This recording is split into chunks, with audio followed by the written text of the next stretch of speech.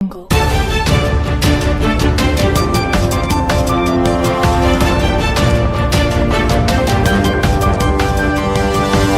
Audio Jungle.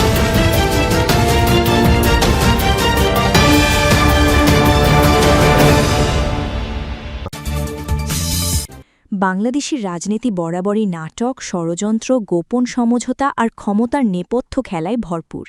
কিন্তু সাম্প্রতিক সময় যা ঘটছে তা যেন বাস্তবের চেয়েও বেশি নাটকীয়। যাকে একসময় রাষ্ট্রের জন্য হুমকি হিসেবে চিহ্নিত করার নীল নকশা আঁকা হয়েছিল, আজ তাকেই রাষ্ট্রের সর্বোচ্চ সাংবিধানিক পদে বসানোর গুঞ্জন ছড়িয়ে পড়েছে ক্ষমতার করিডোরে। বঙ্গভবনের নিঃশব্দ বৈঠক, গোপন সমঝোতা, রাজনৈতিক আঁতাত, আদালতের আল্টিমেটাম, ছাত্র আন্দোলনের চাপ আর আন্তর্জাতিক শক্তির অদৃশ্য প্রভাব সব মিলিয়ে দেশের রাজনীতি এখন এক অস্থির মোড়ে দাঁড়িয়ে। ৫ই আগস্টের রক্তাক্ত রাজনৈতিক পালাবদলের পর দেশের মানুষ ভেবেছিল হয়তো নতুন এক অধ্যায় শুরু হবে। দীর্ঘদিনের দমন-পীড়নের রাজনীতি থেকে বেরিয়ে বাংলাদেশ প্রবেশ করবে স্থিতিশীলতার পথে। কিন্তু বাস্তবতা ভিন্ন ইঙ্গিত দিতে শুরু করে। রাষ্ট্রের ভেতরে রাষ্ট্র, ক্ষমতার ভেতরে আরেক ক্ষমতা, এই পুরনো চিত্র আবারও সামনে আসে। আর সেই কেন্দ্রবিন্দুতে উঠে আসেন রাষ্ট্রপতি শাহাবুদ্দিন চুপ্পু, বিএনপির ভারপ্রাপ্ত চেয়ারম্যান তারেক রহমান এবং আন্তর্জাতিক অঙ্গনে অত্যন্ত প্রভাবশালী ব্যক্তিত্ব ড. মোহাম্মদ ইউনূস। রাজনৈতিক বিশ্লেষকদের মতে গত কয়েক মাসে বঙ্গভবনের অভ্যন্তরে এমন কিছু বৈঠক হয়েছে যা প্রকাশ্যে এলে দেশের রাজনৈতিক সমীকরণ আমূল বদলে যেতে পারে। অভিযোগ উঠেছে রাষ্ট্রপতি শাহাবুদ্দিন চুপ্পু নাকি এমন একটি রাজনৈতিক কৌশলের অংশ ছিলেন যার লক্ষ্য ছিল ড. ইউনূসকে বিতর্কের মুখে ঠেলে দেওয়া। কারণ ড. ইউনূস শুধুমাত্র একজন অর্থনীতিবিদ নন, আন্তর্জাতিক মহলে তিনি বাংলাদেশের সবচেয়ে পরিচিত মুখগুলোর একজন। ফলে তাকে ঘিরে যে কোনো পদক্ষেপ আন্তর্জাতিক প্রতিক্রিয়া তৈরি করতে বাধ্য। ঘটনার মোড় ঘুরতে শুরু করে ৩০ এপ্রিল। সুপ্রিম কোর্ট প্রাঙ্গণ থেকে ছড়িয়ে পড়া একটি আইনি নোটিশ পুরো রাজনৈতিক অঙ্গনে তীব্র আলোড়ন তোলে। ব্যারিস্টার শাহরিয়ার রাষ্ট্রপতি শাহাবুদ্দিন চুপ্পুর বিরুদ্ধে সরাসরি অভিযোগ এনে সংসদ সচিবালয় ও আইন মন্ত্রণালয়ে একটি নোটিশ পাঠান। সেখানে দাবি করা হয় রাষ্ট্রপতি সংবিধানের শপথের চেতনাকে লঙ্ঘন করেছেন এবং সাম্প্রতিক কিছু বক্তব্যের মাধ্যমে রাজনৈতিক নিরপেক্ষতার সীমা অতিক্রম করেছেন। এই নোটিশের সবচেয়ে আলোচিত অংশ ছিল ২৪ ঘণ্টার আল্টিমেটাম। রাজনৈতিক মহলে এটিকে শুধু আইনি পদক্ষেপ নয়, বরং ক্ষমতার কেন্দ্রের বিরুদ্ধে প্রকাশ্য চ্যালেঞ্জ হিসেবে দেখা হয়। কারণ বাংলাদেশের ইতিহাসে খুব কম সময়ই রাষ্ট্রপতির মতো সাংবিধানিক পদে থাকা কাউকে এভাবে প্রকাশ্যে প্রশ্নবিদ্ধ করা হয়েছে। এরপর পরিস্থিতি আরও উত্তপ্ত করে তোলেন বৈষম্য বিরোধী ছাত্র আন্দোলনের আলোচিত মুখ নাহিদ ইসলাম। তার বক্তব্য সরাসরি রাজপথে নতুন উত্তেজনা সৃষ্টি করে। নাহিদ ইসলাম অভিযোগ করেন জুলাইয়ের সহিংস ঘটনাগুলোর সময় রাষ্ট্রের গুরুত্বপূর্ণ দায়িত্বে থাকা ব্যক্তিরা নীরব থেকেছেন। তিনি বলেন শুধু পদত্যাগ নয়, বরং ঘটনার রাজনৈতিক ও নৈতিক দায়ও নির্ধারণ করতে হবে। ছাত্র রাজনীতির নতুন প্রজন্মের কাছে নাহিদ ইসলামের এই বক্তব্য দ্রুত জনপ্রিয় হয়ে ওঠে। সামাজিক যোগাযোগ মাধ্যমে শুরু হয় তুমুল বিতর্ক। কেউ এটিকে গণতন্ত্র রক্ষার লড়াই বলেছে, আবার কেউ দেখছে রাজনৈতিক প্রতিশোধের সূচনা হিসেবে। তবে একটি বিষয় পরিষ্কার হয়ে ওঠে, বঙ্গভবনকে ঘিরে জনমনে প্রশ্ন বাড়ছিল। সবচেয়ে রহস্যময় দিক ছিল তারেক রহমান ও শাহাবুদ্দিন চুপ্পুর সম্পর্ক নিয়ে নতুন আলোচনা।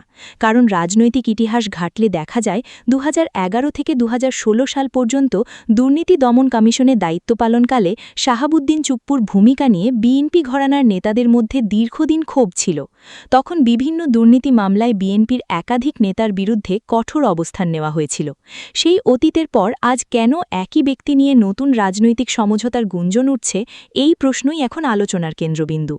রাজনৈতিক পর্যবেক্ষকদের একটি অংশের মতে এর পেছনে ছিল ক্ষমতার ভারসাম্য রক্ষার কৌশল। তারা মনে করেন ড. ইউনূসের আন্তর্জাতিক গ্রহণযোগ্যতা এবং দেশের অভ্যন্তরে তার ক্রমবর্ধমান প্রভাব কিছু রাজনৈতিক শক্তিকে অস্বস্তিতে ফেলেছিল।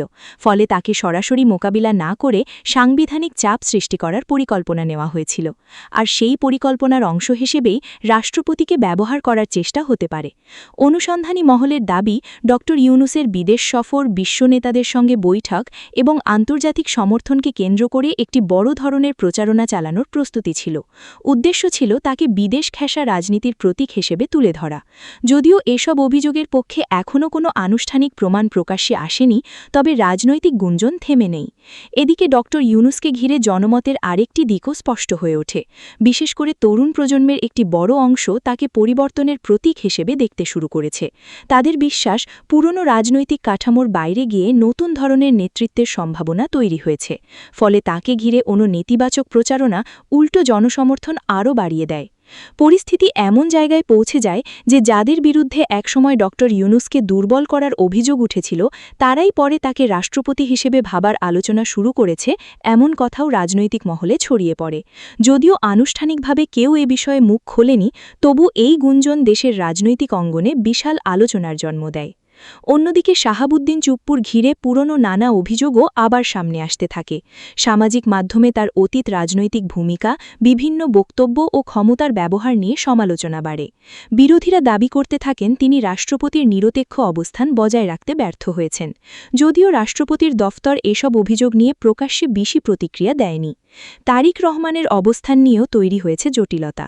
একদিকে বিএনপির তৃণমূলের একটি অংশ মনে করছে দলকে নতুন কৌশল নিতে হবে, আবার আরেক অংশ মনে করছে অতিরিক্ত রাজনৈতিক সমঝোতা দলীয় আদর্শকে দুর্বল করছে, ফলে দলের ভেতরেও নীরব অস্বস্তি তৈরি হয়েছে বলে ধারণা করা হচ্ছে। রাজনৈতিক বিশ্লেষকেরা বলছেন, বাংলাদেশের রাজনীতিতে এখন সবচেয়ে বড় সংকট হল বিশ্বাসের সংকট।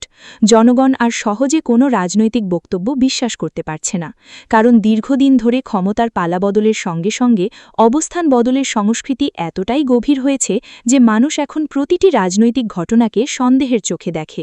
এদিকে আন্তর্জাতিক মহলেও বাংলাদেশের পরিস্থিতি নিয়ে আলোচনা বাড়ছে।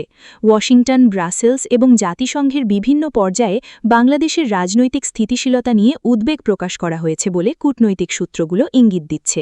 বিশেষ করে ডক্টর ইউনূসের প্রতি আন্তর্জাতিক মহলের পজিটিভ দৃষ্টিভঙ্গি বাংলাদেশের অভ্যন্তরীণ রাজনৈতিক সমীকরণে নতুন মাত্রা যোগ করেছে। অনেক বিশ্লেষক মনে করেন, আন্তর্জাতিক চাপই মূলত কিছু রাজনৈতিক শক্তিকে পিছু হটতে বাধ্য করেছে, কারণ ডক্টর ইউনূসের বিরুদ্ধে বড় ধরনের কোনো পদক্ষেপ নিলে তা বৈশ্বিক অঙ্গনের নেতিবাচক প্রতিক্রিয়া তৈরি করতে পারত। আর বাংলাদেশের বর্তমান অর্থনৈতিক ও কূটনৈতিক বাস্তবতায় আন্তর্জাতিক সম্পর্কের গুরুত্ব অনেক বেশি। এখানে আরেকটি গুরুত্বপূর্ণ বিষয় হল জনমত। দেশের সাধারণ মানুষ এখন আগের চেয়ে অনেক বেশি রাজনৈতিকভাবে সচেতন। সামাজিক যোগাযোগ মাধ্যমের কারণে গোপন তথ্য, অডিও ফাঁস, রাজনৈতিক বৈঠকের গুঞ্জন সবকিছু খুব দ্রুত ছড়িয়ে পড়ছে, ফলে আগের মতো পর্দার আড়ালে রাজনীতি করা এখন অনেক কঠিন হয়ে গেছে। শাহাবুদ্দিন চুপ্পুর বিরুদ্ধে ওঠা সমালোচনার একটি বড় অংশ এসেছে তার অতীত ভূমিকা নিয়ে। বিরোধীরা বলছে তিনি অতীতে বিভিন্ন রাজনৈতিক পক্ষের বিরুদ্ধে অবস্থান নিলেও পরে আবার সুবিধাবাদী অবস্থান গ্রহণ করেছেন। অন্যদিকে তার সমর্থকেরা দাবি করছেন তাকে ইচ্ছাকৃতভাবে টার্গেট করা হচ্ছে। ডক্টর ইউনূসকে ঘিরে আবেগও এখন রাজনৈতিক বাস্তবতায় বড় ফ্যাক্টর হয়ে উঠেছে। একজন নোবেল বিজয়ী হিসেবে তার আন্তর্জাতিক পরিচিতি এবং সামাজিক ব্যবসার ধারণা দেশের তরুণদের কাছে আকর্ষণীয় হয়ে উঠেছে, ফলে তাকে আক্রমণ মানেই অনেকের কাছে পরিবর্তনের স্বপ্নকে আক্রমণ করা। এই পুরো ঘটনাপ্রবাহে সবচেয়ে নাটকীয় বিষয় হল রাজনৈতিক অবস্থানের দ্রুত পরিবর্তন।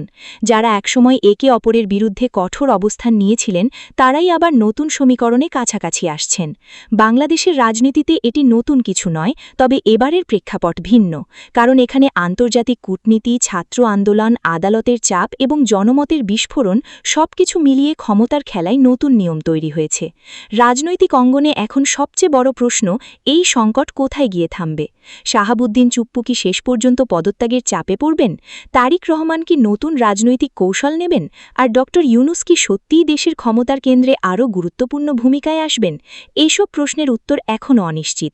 তবে একটি বিষয় পরিষ্কার, বাংলাদেশের রাজনীতি এখন এমন এক সন্ধিক্ষণে দাঁড়িয়ে যেখানে পুরনো সমীকরণ ভেঙে নতুন বাস্তবতা তৈরি হচ্ছে। রাজপথ, আদালত, আন্তর্জাতিক মহল এবং সামাজিক যোগাযোগ মাধ্যম সবকিছু মিলিয়ে ক্ষমতার খেলায় নতুন নিয়ম তৈরি হয়েছে। সাম্প্রতিক ঘটনাগুলো প্রমাণ করেছে শুধু রাজনৈতিক দল নয়, এখন জনমত বড় শক্তি। জনগণ যখন কোনো বিষয়ে অবস্থান নেয়, তখন ক্ষমতার সবচেয়ে শক্তিশালী বলয়ও নড়বড়ে হয়ে যায়। 24 ঘণ্টার আল্টিমেটাম থেকে শুরু করে ছাত্র আন্দোলনের চাপ সবই দেখিয়েছে রাজনৈতিক ক্ষমতা আর একই রকম একমুখী নয়।